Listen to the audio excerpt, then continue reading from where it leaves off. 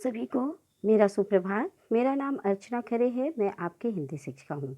आज मैं आपको आपकी पाठ्य पुस्तक बसंत का पाठ 10 झांसी की रानी उनके बारे में बताएंगे।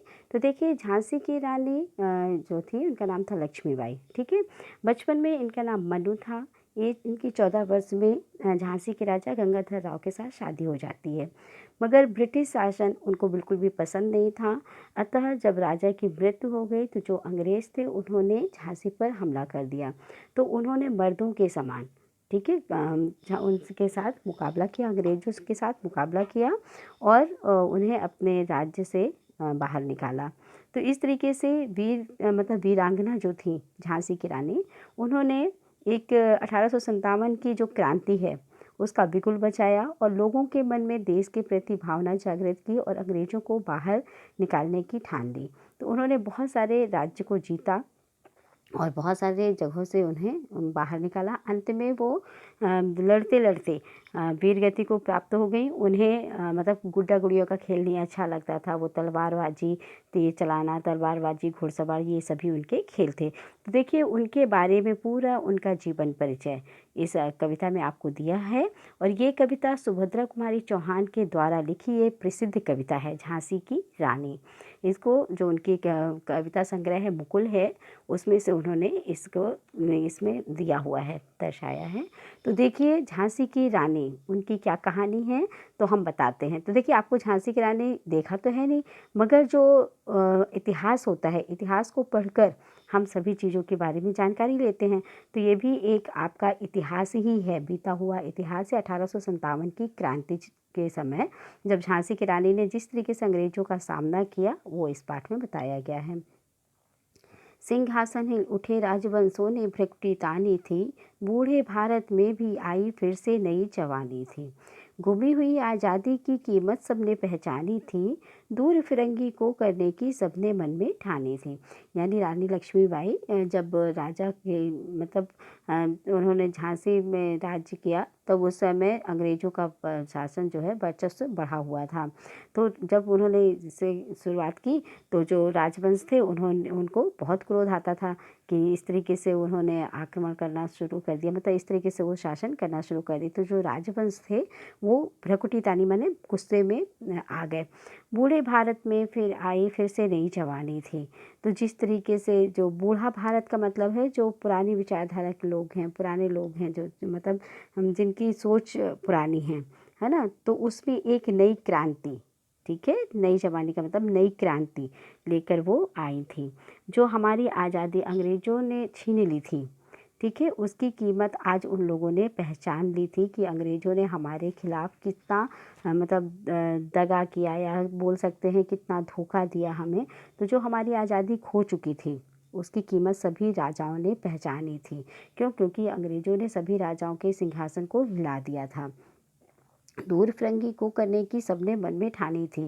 तभी जितने भी राजा थे सब ने एक होकर जो अंग्रेज हैं उनको बाहर भगाने की मन में ठान ली थी। चमक उठी सन 57 में वह तलवार पुरानी थी, बुंदेले हर बोलों के मुँह हमने सुनी कहानी थी, खूब लड़ी मर्दानी वह तो झांसी वाली रानी थी।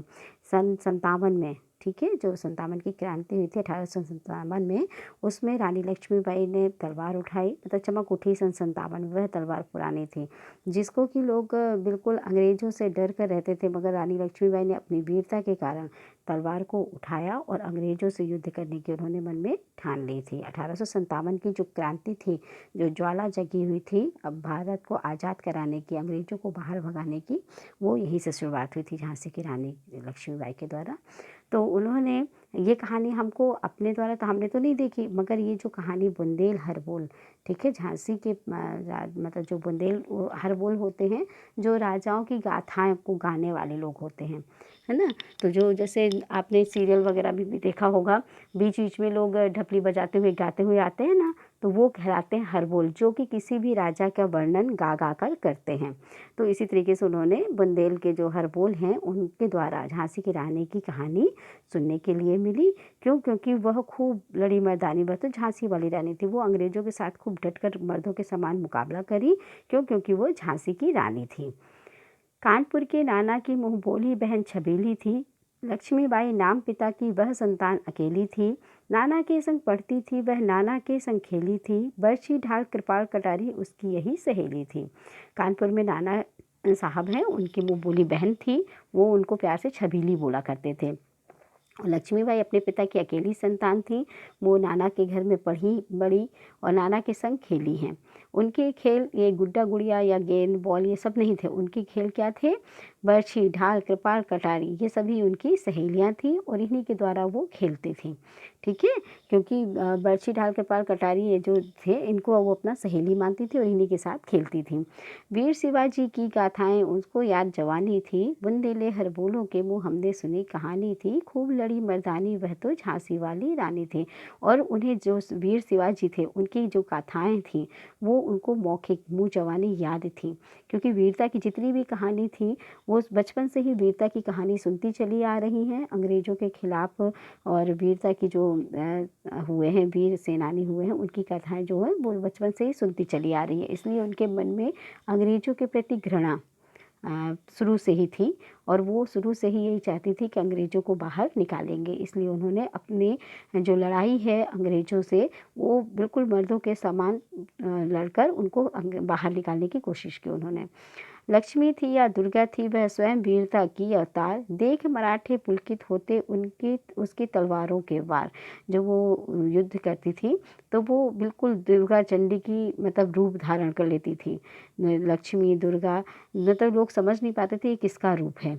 क्यों? क्योंकि जब जिस समय उनको जिस चीज़ की आवश्यकता होती है, जैसे युद्ध भूमि में उतरती तो बिल्कुल दुर्गा का चंडी का रूप धारण कर लेती थी।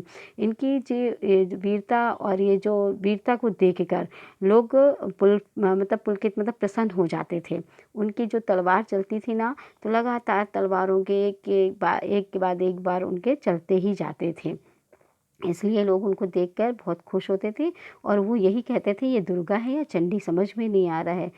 नकली युद्ध व्यूह की रचना और खेलना खूब शिकार। सैन्य घेरना दुर्ग तोड़ना, ये थे उनके प्रिय खिलवाड़। मतलब नकली युद्ध करना, जो जब वो अभ्यास करती थी तो उसमें कितनी तरीके के अभ्यास करती थी। व्यूह की रचना, जो चक्रव्यूह होता है ना, उसकी रचना से खेलना, शिकार करना, सैन्य घेरना मतलब सैनिकों को घेरना, किले को तोड़ना, नकली युद्ध करना, ये सब उनके जो है खिलवाड़ थे। ये तो बहुत आसानी से ये सब काम वो किया करती थी, है ना, क्योंकि उनको बचपन से ही इन सब चीज़ों का बहुत शौक था। महाराष्ट्र कुल देवी उसकी थी आराध्य भवानी थी। उनकी महाराष्ट्र की जो कुल देवी थी वो उनकी आराध्य देवी थी, जिनकी वो पूजा किया करती थी। बुंदेले हर बोलों के मुँह हमने सुनी कहानी थी। खूब लड़ी मर्दानी वह तो झांसी वाली रानी थी। तो बुंदेलों के मुख से हमने उनकी पूरी कहानी सुनी। क्यों? क्योंकि वह मर्दों के समान युद्ध करती थी और झांसी की रानी थी। हुई वीरता की वैभव के साथ सगाई झांसी में। ब्याह हुआ, रानी बनाई लक्ष्मीबाई झांसी में। जब वो 14 वर्ष की थी तभी उनका विवाह झांसी के राजा गंगाधर राव के साथ हो जाता है और वो झांसी की रानी बन जाती लक्ष्मीबाई। क्योंकि पहले तो उनका नाम बचपन में मनु रहता है, मगर फिर उनका नाम क्या हो जाता है, लक्ष्मीबाई बन के वो झांसी की रानी बन जाती हैं।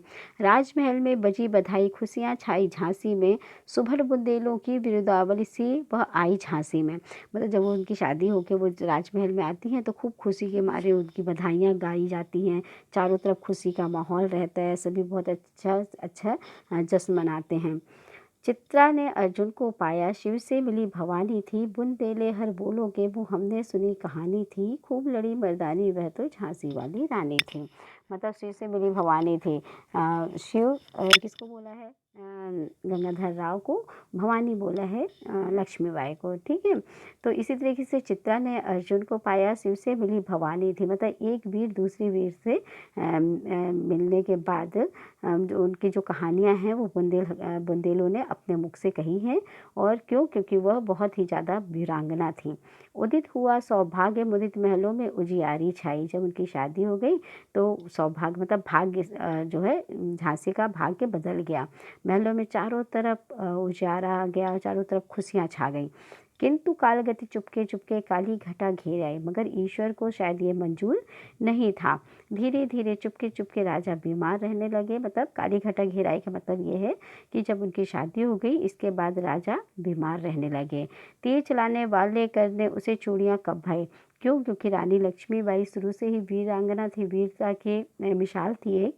तो वो यही बोला है कि जब राजा की मृत्यु हो जाती है तो रानी क्या हो जाती है? विधवा हो जाती है और उनके हाथों की चूड़ियाँ टूट जाती हैं।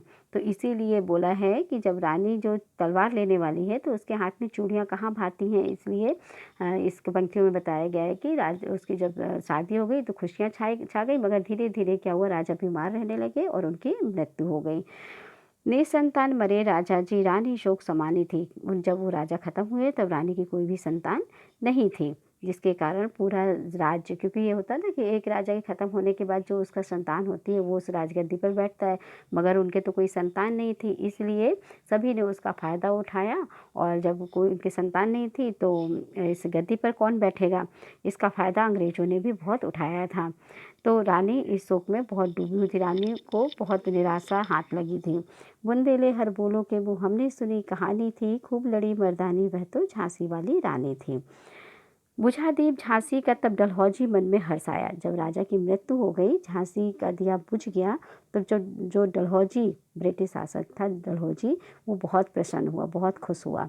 राज हड़प करने की उसने यह अच्छा अवसर पाया। जब उसने देखा कि इस राजमहल को मतलब देख रेख करने वाला कोई भी नहीं रहा, तो उसने उस राज्य को हड़पना चाहा, उस राज्य पर आक्रमण करने का उसे अच्छा मौका मिल गया था। फौरन फौजें भेज दुर्ग पर अपना झंडा फहराया। उसने क्या किया, अपनी सेनाओं को किले झांसी के किले में भेजा और अपना झंडा उस पर लहरा दिया। लावारिस का वारिस बनकर ब्रिटिश राज झांसी आया। जब मतलब लावारिस राज्य था झांसी, क्योंकि वहाँ पे कोई भी राजा नहीं था, तब वो उसका वारिस बनकर झांसी में पहुँच गया। कौन? डलहौजी। अश्रुपूर्ण रानी ने देखा, झांसी हुई वीरानी थी। बुंदेले हर बोलों के मुँह, हमने सुनी कहानी थी, खूब लड़ी मर्दानी, वह तो झांसी वाली रानी थी। जब रानी ने देखा, जो कि पूरे समय दुख से शोक से डूबी हुई रहती थी, जब रानी ने देखा कि हमारी झांसी बिल्कुल वीरान हो गई है, मतलब इस पर कोई भी आकर राज्य करने के लिए तैयार है, चारों तरफ षड्यंत्र रचे जा रहे हैं, तो उसने देखा कि हमारी झांसी वीरान हो रही है, तब उसने थोड़ा सा हिम्मत जगाई और अपने आंसुओं को पोंछ दिया। अनुनय विनय नहीं सुनता है, विकट फिरंगी की माया, व्यापारी बन दया चाहता था जब वह भारत आया। देखो, व्यापार जो भारत में अंग्रेज कैसे आए, वो सिर्फ व्यापार करने के लिए भारत पे आए थे। ठीक है, धीरे धीरे उन्होंने राजाओं को अपने मतलब कब्जे में करना, उनको राजाओं, क्योंकि राजा पढ़े लिखे तो रहते नहीं थे, उनकी इतनी बुद्धि भी नहीं रहती थी, तो अंग्रेज़ जो है उनको धीरे धीरे अपने बस में, अपनी लालच दे देकर उनको अपने बस में करना शुरू कर दिया। तो जब वो व्यापार करने के लिए उन्होंने जगह मांगी, फिर व्यापार के बाद धीरे धीरे गोदाम बनाने के लिए उन्होंने जगह मांगी, धीरे धीरे करके उन्होंने पूरे भारत पर अपना राज्य स्थापित कर लिया था। तो वो सिर्फ भारत में व्यापार करने के लिए आए थे। डलहौजी ने पैर पसारे, अब तो पलट गई काया। मैं धीरे धीरे, मैंने बताया ना कि व्यापार करने के लिए आए थे, धीरे धीरे उन्होंने गोदाम बनाने के लिए जगह ली, फिर धीरे धीरे राजाओं का राज्य हड़प करना सीख लिया, धीरे धीरे करके वो पूरे भारत पर अपना राज्य स्थापित कर लिया उन्होंने। राजाओं नवाबों को भी उसने पैरों ठुकराया। जब वो उसने राज्य स्थापित कर लिया तो जो भी राजा थे, राजा सिर्फ नाम के रहते थे कि उनको अपनी सील लगानी रहती थी, बाकी जितना भी कारोबार रहता था, जितने भी नियम कानून रहते थे, वो ब्रिटिश के ही रहते थे, तो राजा भी उनको झुकते थे। रानी दासी बनी बनी यह दासी अब महारानी थी। मतलब रानी जो है वो दासी बन के रह गई थी, मगर उसको दासी नहीं बनना था, उसको क्या बनना था? महारानी बनना था। इसलिए उसने अंग्रेज़ों से जब डटकर मुकाबला किया। छिनी राजधानी दिल्ली की, लिया लखनऊ बातों बात, कैद पेशवा था बिटूर में, हुआ नागपुर का भी घात, उदयपुर तंजौर सतारा, कर्नाटक की कौन विषाद, जबकि सिंध पंजाब ब्रह्म पर अभी हुआ था वज्रपात। ठीक है, तो जहाँ से जो मतलब राजधानी दिल्ली छिन गई थी, लखनऊ भी बातों बातों में ले लिया था उन्होंने, पेशवा भी जीत लिया था, नागपुर में भी अपना कब्जा कर लिया था, उदय तंजौर सतारा, हाँ, कर्नाटक, ये सब भी उसने अपने हत्थे ले लिया था, अंग्रेज़ों ने जीत लिया था। सिंध पंजाब ब्रह्म पर अभी हुआ था वज्रपात, मतलब ये सभी राज्य जो है उसने छीन लिए थे। बंगाल मद्रास आदि की भी तो यही कहानी थी, मतलब बंगाल मद्रास यहाँ की भी यही कहानी थी। जितने भी ब्रिटिश थे उन्होंने क्या किया, इन पर अपना शासन कर लिया था और इनको अपने कब्जे में कर लिया था। रानी रोई रनिवासों में, बेगम गम से थी बेजार, उनके गहने कपड़े बिकते थे कलकत्ते के बाजार। मतलब रानी जो है हाँ, उदास हो गई थी और जो जितने भी उनके कपड़े वगैरह इन सब की नीलामियाँ शुरू हो गई थी, सरेआम नीलामी शुरू हो गई थी। अंग्रेज़ों के अखबार नागपुर के जेवर ले लो, लखनऊ के 9 लखे हार। मतलब इस तरीके से वो बोल बोल के मतलब नीलामी कर रहे थे सामानों की, जहाँ जहाँ से उन्होंने इसको जीता हुआ था अंग्रेज़ों ने। यूँ पर्दे की इज्जत पर देसी की हाथ बिकानी थी। मतलब जब रानी जो थी तो वो जब ये सब चीज़ें देख रही थी तो उसको बड़ा दुख हो रहा था कि जो ये सारी चीज़ें हैं, हम जो इज्जत है वो सब क्या बेची जा रही है। तब उन्होंने थोड़ा सा अपने आप को कहना चाहिए संभाला और युद्ध करने की ठान ली। कुटियों में थी विषम वेदना, महलों में आहत अपमान, वीर सैनिकों के मन में था अपने पुरखों का अभिमान।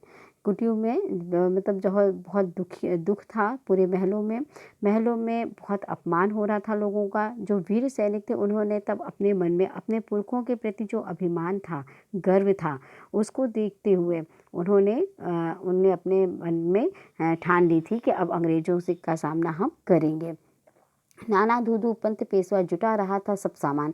नाना धूधू पंत जो थे इनके जो साथी थे रानी लक्ष्मीबाई के, वो युद्ध का सारा सामान इकट्ठा कर रहे थे। बहन छबीली ने रणचंडी का कर दिया प्रकट आह्वान।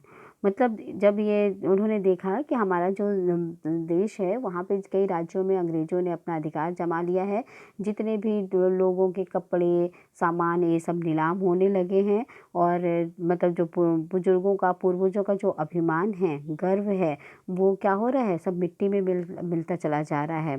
तभी उन्होंने और चारों तरफ कष्ट दुख यही सब देखा तो उन्होंने नाना धूधू पंत ने क्या किया, युद्ध का सामान इकट्ठा किया और जो रानी लक्ष्मीबाई छबीली जिनका नाम बचपन में था, तो वो उन्होंने क्या किया, बिल्कुल रणचंडी का प्रकट आह्वान कर दिया। मतलब बिल्कुल युद्ध की घोषणा कर दी।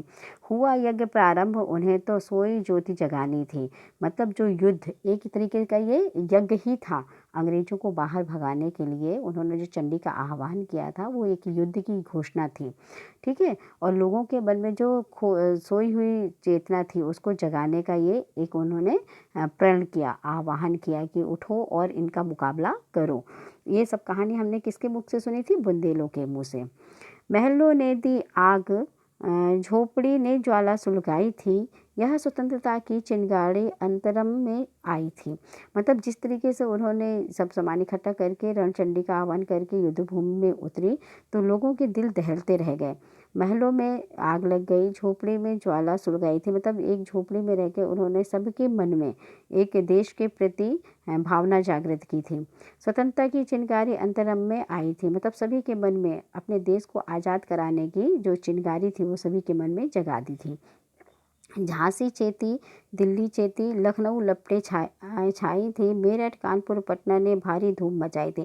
मतलब जिन जिन राज्यों को ब्रिटिश ने अपने हाथे ले लिया था, अपने हाथ में अपने कब्जे में ले लिया था, उन सभी जगहों के राजाओं के मन में देश के प्रति भावना जागृत करी और डटकर मुकाबला करने के लिए वो आगे बढ़ती गई और इन सभी जगहों को उन्होंने जीत लिया।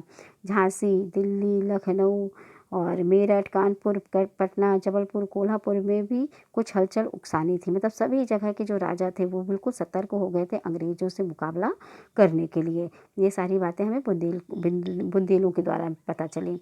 इस स्वतंत्रता महायज्ञ में कई वीरवर आए काम। मतलब ये जो स्वतंत्रता की उन्होंने ज्वाला, अपने देश को स्वतंत्र कराने की जो उन्होंने ज्वाला जगाई थी, उसमें बहुत सारे ऐसे वीर सैनिक थे जो उनको उस समय काम आए थे। जैसे नाना धूधू पंत, तात्या, चतुर अजीमुल्ला, सरनाम, अहमद शाह मौलवी, ठाकुर कुंवर सिंह, सैनिक अभिराम। भारत के इतिहास गगन में अमर रहेंगे इनके नाम।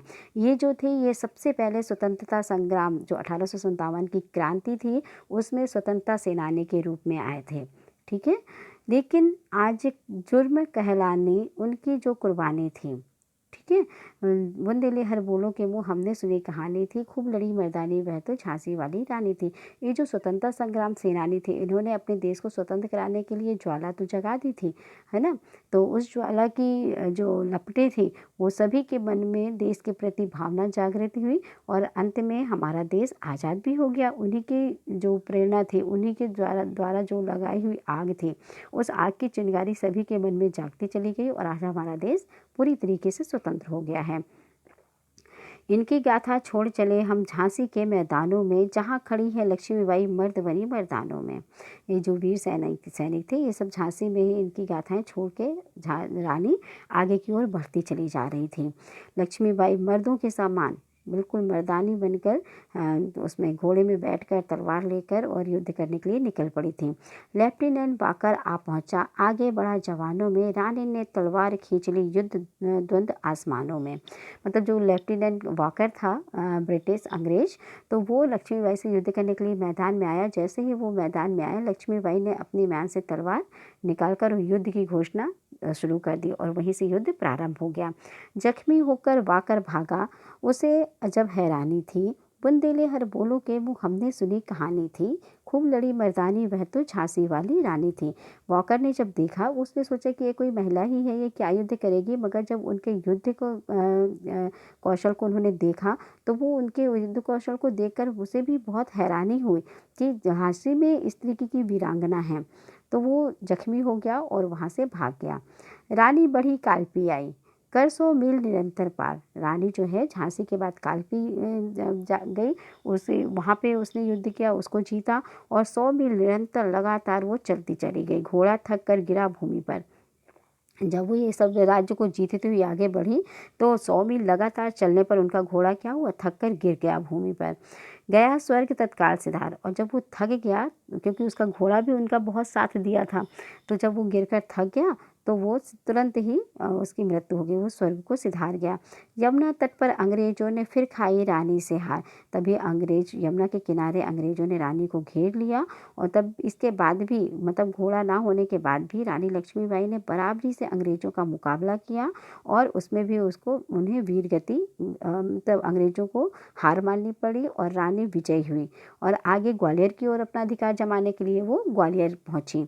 अंग्रेजों के मित्र सिंधिया ने छोड़ी राजधानी थी। अंग्रेजों के जो मित्र सिंधिया जो राजा थे, वो अंग्रेजों के मित्र थे पहले। फिर जब उन्होंने देखा तो उन्होंने अंग्रेज ग्वालियर को भी उनको छोड़ना पड़ा अंग्रेजों को। बुंदेले हर बोलो के मुँह हमने सुनी कहानी थी, खूब लड़ी मर्दानी वह तो झांसी वाली रानी थी। ये सारी कहानी जो है वो हमको अंग्रेजों के बुंदेलों के द्वारा हमको सुनने के लिए मिली है। विजय मिली तब अंग्रेजों की फिर सेना घिर आई थी। जब उन्होंने ग्वालियर को जीत लिया रानी लक्ष्मीबाई ने, तब अंग्रेजों की सेना वहाँ पे चारों तरफ से उनको घेर लिया था। सबके जनरल स्मिथ सन्मुख था। मतलब जो जनरल स्मिथ था, वो अपनी सेना को लेकर उसने चारों तरफ से उसको घेर लिया था। उसके मुँह की खाई थी। उसने भी कान्हा और मदरा, ये जो 2 सखियाँ थी रानी की, इनके द्वारा इनसे युद्ध किया और यहाँ पे स्मिथ की भी हार हुई और ये लोग आगे बढ़ती चली गई। युद्ध क्षेत्र में उन दोनों ने भारी मार मचाई थी। मतलब जो कान्हा और मदरा सखियाँ थी ना, वो भी रानी लक्ष्मी के जैसे ही युद्ध कौशल में बहुत निपुण थी और वो युद्ध कौशल में उन्होंने स्मिथ को भी हरा दिया था। पर पीछे ह्यूरोज आ गया, हाय घिरी अब रानी थी।